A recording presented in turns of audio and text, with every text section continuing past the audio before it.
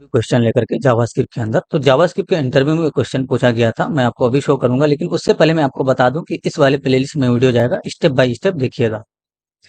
ठीक है, ये इंटरव्यू का क्वेश्चन था। एक कोड लिखा गया था और पूछा गया था कि इसका आउटपुट हमें क्या मिलेगा। फंक्शन कीवर्ड के साथ डिफिनेशन किया गया है और ये जो फंक्शन है इसको कंसोल के अंदर कॉल किया गया है और कंसोल के अंदर कॉल करते समय यहाँ से दो आर्गुमेंट भेजा गया है। पहला आर्गुमेंट आपका 30 है, दूसरा आर्गुमेंट 20 है। तो 30 आपका एक्स में रिसीव होगा और ये जो 20 है ये वाई में रिसीव होगा। ठीक है, लेकिन हमने यहाँ पर x प्लस वाई ना लिख करके आर्गुमेंट्स 0 प्लस आर्गुमेंट्स 1 लिखा है। तो इससे क्या होगा, इससे हमें क्या रिजल्ट मिलेगा।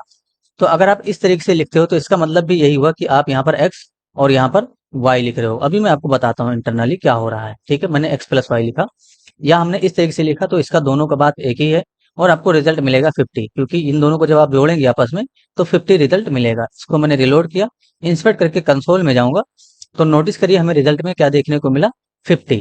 ठीक है, अब यहाँ पर हम समझ लेते हैं कि आर्ग्यूमेंट कहाँ से आ गया। यहाँ से आप एक काम करिए, आर्ग्यूमेंट को ही रिसीव करिए और हमने आर्ग्यूमेंट का 0 इंडेक्स या 1 इंडेक्स क्यों जो है रीड किया था वो आपको अभी समझ में आ जाएगा। तो सिर्फ यहाँ से आप आर्ग्यूमेंट को रिटर्न करिएगा। रिलोड करके टेस्टिंग करेंगे तो नोटिस करिए आर्गुमेंट एक तरीके का एरे है जिसके अंदर आपको 0 इंडेक्स पे 30 और 1 इंडेक्स पे 20 देखने को मिल रहा है। तो जब हमने थोड़ी देर पहले इस तरीके से लिखा था आर्गुमेंट 0, यानी कि आर्गुमेंट 0 लिखने का मतलब क्या हुआ, ये 30 और आर्गुमेंट 1 यानी कि 1 इंडेक्स जब आप आर्गुमेंट का एक्सेस करेंगे तो ये 20 आपको मिल जाएगा। अब हम यहाँ पर रिसीव भी अगर ना करें, मैंने रिसीव नहीं किया और रिलोड करके टेस्टिंग करेंगे तो नोटिस करिए अभी भी हमें रिजल्ट मिल रहा है, क्योंकि अगर आप यहाँ से रिटर्न करेंगे आर्गुमेंट को तो नोटिस करिएगा आर्गुमेंट जो एरे है ये बाय डिफॉल्ट जब आप फंक्शन कीवर्ड का साथ डिफिनेशन करेंगे तो ये क्रिएट हो जाता है, जावास्क्रिप्ट क्रिएट करेगा इसको और ये आर्गुमेंट के अंदर रिसीव हो जाएगा। आप भले ही यहाँ पर रिसीव ना करें, पैरामीटर को आप रिसीव ना करें, इससे कोई प्रॉब्लम नहीं होगा, लेकिन ये तभी काम करेगा यानी कि जो आर्गुमेंट्स एरे है ये एक तरीके का एरे है। ठीक है, और इसका जो टाइप है उसको अगर आप चेक करेंगे तो ये टाइप ऑफ में ऑब्जेक्ट बताएगा। ठीक है, तो जनरली एरे भी एक तरह का ऑब्जेक्ट ही होता है। यहाँ पर देखिए नोटिस करिए 0 इंडेक्स पे 30 और 1 इंडेक्स पे 20 चला गया। तो जरूरी नहीं कि आप यहाँ से जो है नंबर भेजें, कोई भी आप स्ट्रिंग वैल्यू भी भेज सकते हैं।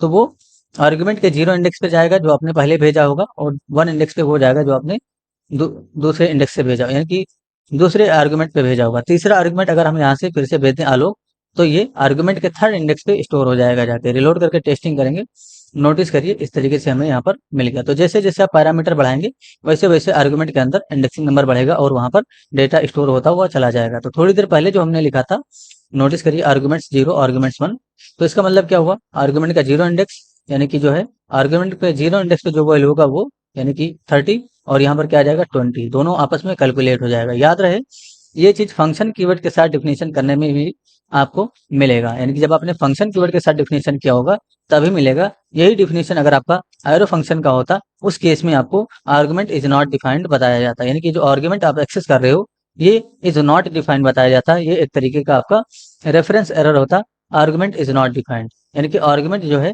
जो आप यूज कर रहे हैं सम फंक्शन के अंदर वो डिफाइन नहीं है। ठीक है, तो ये जो केस है आपका ये सिर्फ और सिर्फ फंक्शन कीवर्ड के साथ आपको काम करने में मिलेगा, यानी कि जब आपने फंक्शन कीवर्ड का यूज किया होगा तो भले या पैरामीटर यहाँ पर रिसीव करें ना करें उससे फर्क नहीं पड़ता है।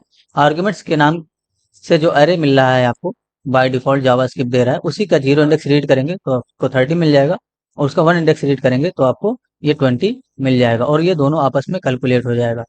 इस चीज को कैलकुलेट करने का एक और तरीका है कि हम ये जो यहाँ से भेज रहे हैं डेटा इसको हम x और y पैरामीटर में रिसीव कर लें और x प्लस वाई लिख दें तो ऐसे भी ये कैलकुलेट हो जाएगा। नोटिस करिए मैंने रिलोड किया। ठीक है, तो आई होप ये आपको समझ में आया होगा। अगर किसी भी तरह का इशू है, कुछ भी और पूछना है आपको तो जरूर पूछिए, आपकी हेल्प की जाएगी। जावास्क्रिप्ट के इंटरव्यू में ये क्वेश्चन पूछा गया था। प्रिपरेशन करिए, क्वेश्चन पे ही सिर्फ मत फोकस करिए, किस तरीके से उस वर्किंग प्रोसेस है, किसके साथ क्या काम कर रहा है वो भी आपको देखते